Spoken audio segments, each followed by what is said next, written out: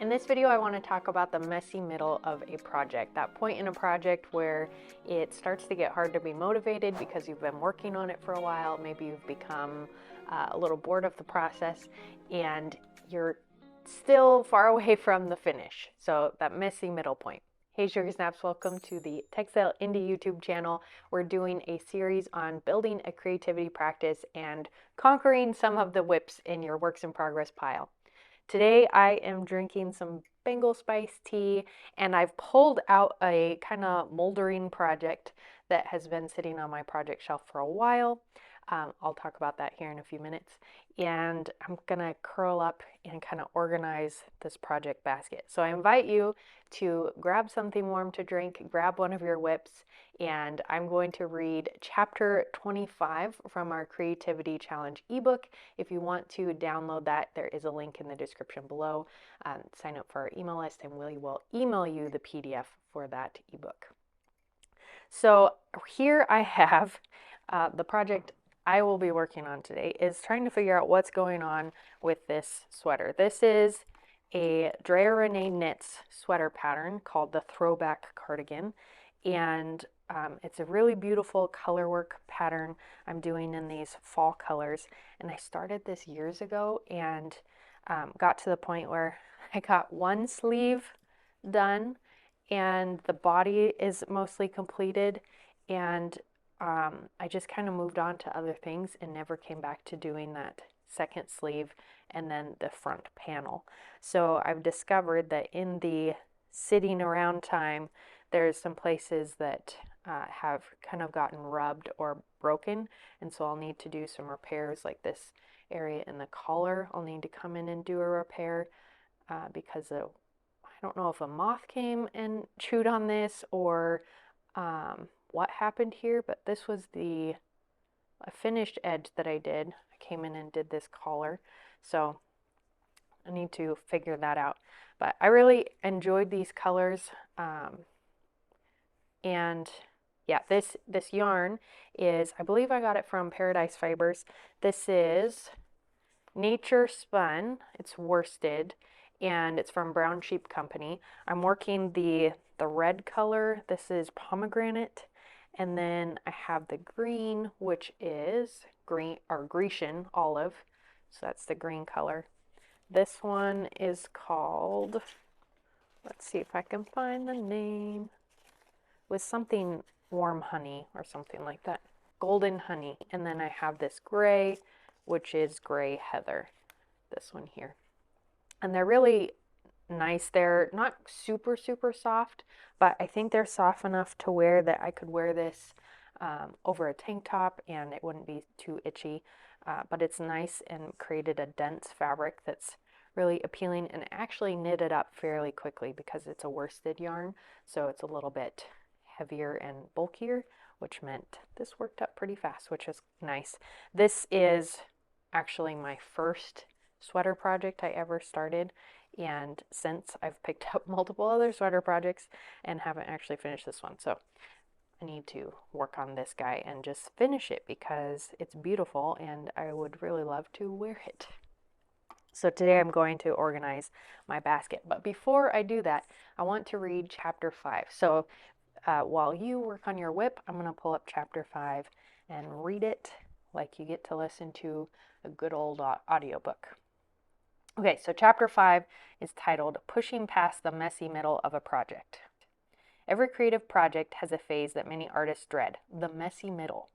This is the point where initial excitement wanes, challenges arise, and the finish line feels distant. However, pushing through this phase is crucial for bringing your creative vision to life. Understanding the messy middle. The messy middle is a natural part of the creative process. It's the stage where complexities surface, doubts creep in, and progress can feel slow or stagnant. Recognizing this phase as a normal and temporary part of our journey is the first step in overcoming it. Characteristics of the messy middle. Loss of motivation. Initial enthusiasm fades, making it harder to stay motivated. Increased complexity. Challenges and obstacles become more apparent, requiring problem solving and adaptation. Self-doubt. Uncertainty about the project's direction or quality can lead to self-doubt and second guessing. 5 strategies for navigating the messy middle. 1. Revisit your vision. Reconnect with your original creative vision and the reason you started the project. Reflect on your goals, inspirations, and the impact you hope to achieve. This can reignite your passion and provide clarity on the path forward. 2. Break it down further. If the project feels overwhelming, break it down into even smaller, more manageable tasks. Focus on completing one step at a time and celebrate each small victory to maintain momentum. 3. Embrace flexibility. Be open to adapting your approach as needed.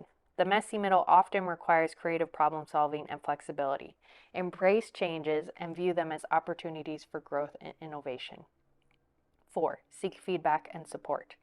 Reach out to trusted peers, mentors, or your project buddy for feedback and support.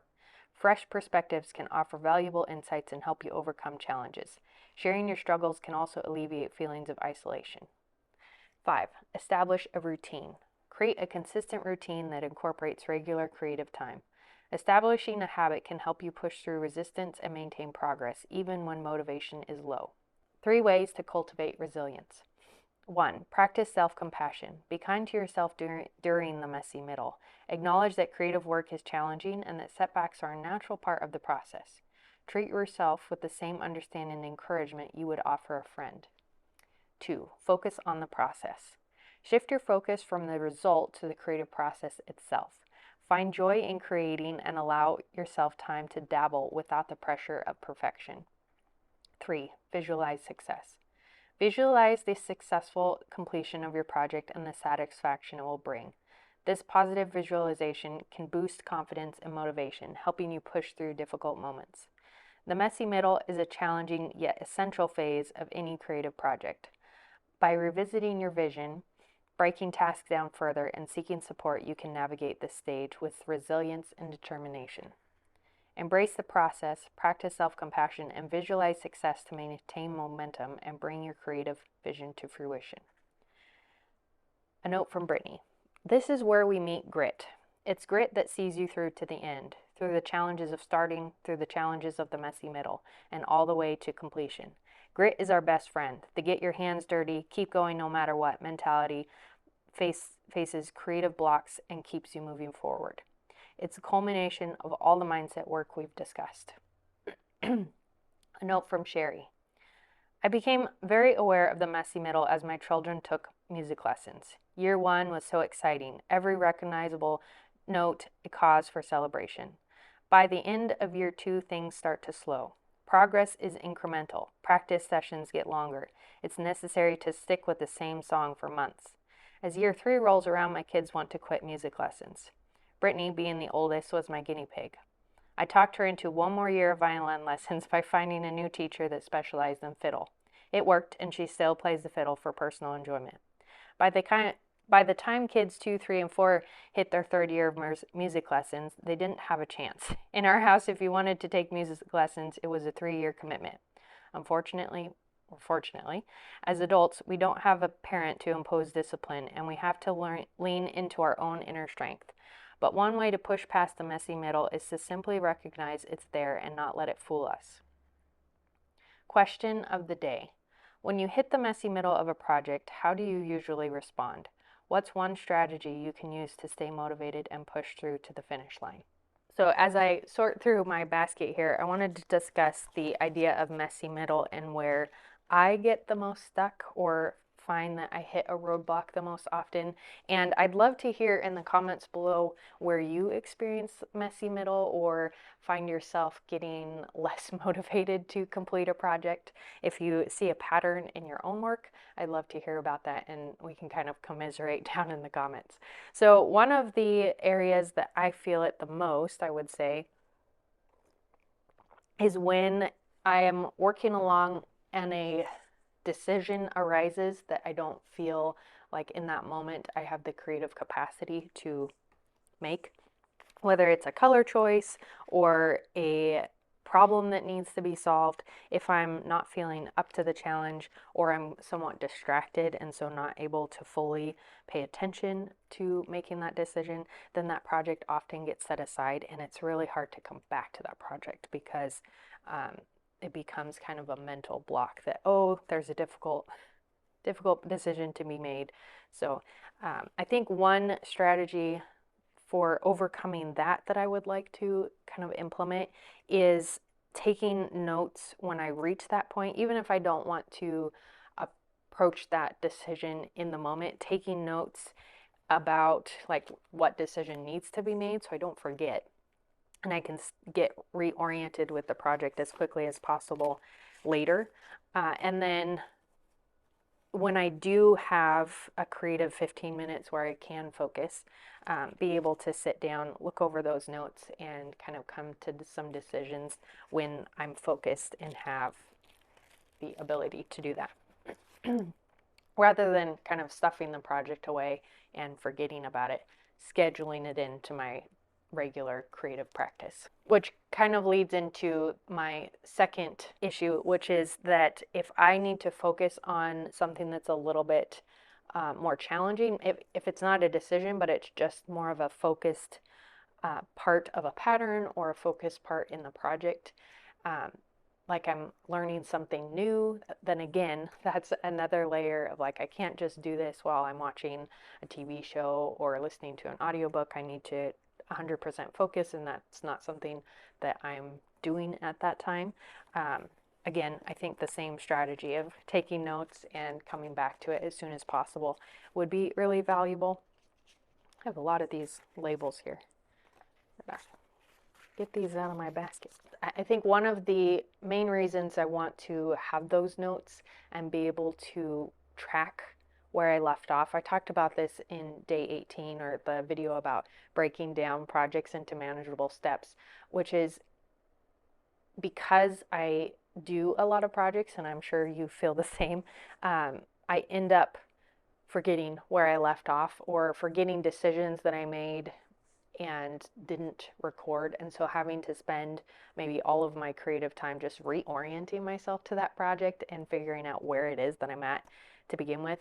And then by the time I circle back around again, you know, it's that cycle of figuring it out, forgetting, having to figure it out again, and never actually making progress. So having those notes, even if it's a sticky note that can live with that project, I think would be really valuable. And I talked about that more in on a past day, but notes. I'm not going to remember all the things that I need to remember about my project. And so I think that would be very, very handy. Okay, what do I have going on here? Got all the junk out of my basket. So now I'm going to resituate this. Now I'm remembering as I get this sorted, one of the reasons I got stalled on this project was I thought I had ordered enough of the pomegranate and I ended up running short. So I had to reorder a new couple balls of that yarn to be able to finish the sleeves. And luckily the dye lots match really well, and it has kind of a heathered look to it anyway, so that didn't bite me in the butt, which is nice. So now where I'm at is I need to do an Italian bind off, I think, on this cuff, because this looks like it's probably long enough. And then I need to cast on, I've got my stitches for the second sleeve on a piece of yarn, my stitch holder, load that onto knitting needles, and then add in the stitches for the underarm, and then start on this sleeve. Once that sleeve is done, I think the last thing in this pattern, other than sewing in all these tails, is to do the front placket in a rib. I think it's a rib knit on this guy. Let's see. Oh yes, okay. So the front panel is also a rib, and it looks like it's a 2x2 rib that we did for the collar, and then did a 3x3 for the lower body band. So maybe, I don't know, maybe this is a, it's probably going to match the collar, so a 2x2 rib for the front band. But the color work is pretty tight because this was my first color work pattern, but I'm hoping as I block this, get it wet and kind of lay it flat, get it all blocked, that it will relax and work itself out. There's a lot of rippling and bubbling in here. But I'm pretty pleased with it for being my first color work and my very first ever sweater. I feel like this was a little bit of a big project to take on, my first sweater being a color work sweater. But it was fun to knit up, so I'm glad I went that direction. And I would love to have it done this winter so that I can actually wear it. Goals. Okay, so my project idea is actually multiple project ideas. For Christmas, my sister and my husband both got me a book from Kuda Vikika. She has two different knitwear books, one called Knit This and the other one called Knits to Wear. And she's based out of Finland. She's a Finnish knitwear designer, and she has a great YouTube channel. So check her out if you are interested in that. But I was looking through those books and made a list of all the patterns from those books that I would love to knit someday. And it's kind of an intimidating list because I came up with 10 of the sweaters from the two books that I would like to knit, and 3 hats. And I didn't add mittens, although she has several patterns for mittens and a few socks. I didn't add those to my list because once I listed out all the sweaters and the hats, I was like, okay, I think I have enough to last me a very, very long time. That's like over 10 years worth of knitting for me just from one designer. So yeah, I need to kind of narrow it down and decide what is going to be my first knitting project from those books. But I'd love to hear what project you've been coming up with or been inspired to create next. It's so easy when you're working on a WIP to come up with more projects that you want to add to your list.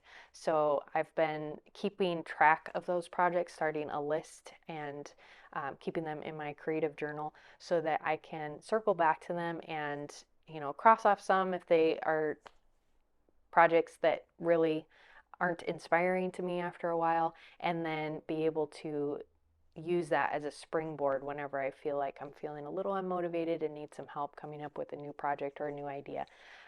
So I invite you to share your project ideas in the comments below, or let me know if you're creating a project idea journal or a list in some way. Maybe it's just a note on your phone that you add projects to, and yeah, just a way to keep those ideas fresh and stored away for that moment where you don't have a project going, which those moments seem to be few and far between. But just in case, you'll have a list. Today's creative quote: show up, show up, show up, and after a while, the muse shows up too. If she doesn't show up invited, eventually she just shows up. So I felt like this quote kind of fit the messy middle idea because you just keep working. Keep working, and if inspiration and maybe the desire eludes you to work on that project, if you just keep working at it, keep spending time and pushing through that messy middle portion, then you will get to that point where you see the light at the end of the tunnel. You get towards the end of the project and maybe those finishing decisions that are exciting, and you can really start to see your creative vision unfold as your project develops and then draws to a close. If you need a video to keep you company as you work on your WIPs, here is a suggestion from my channel. I have resources in the description below for the ebook and some other playlists if you're interested. And until next time, happy making. Bye.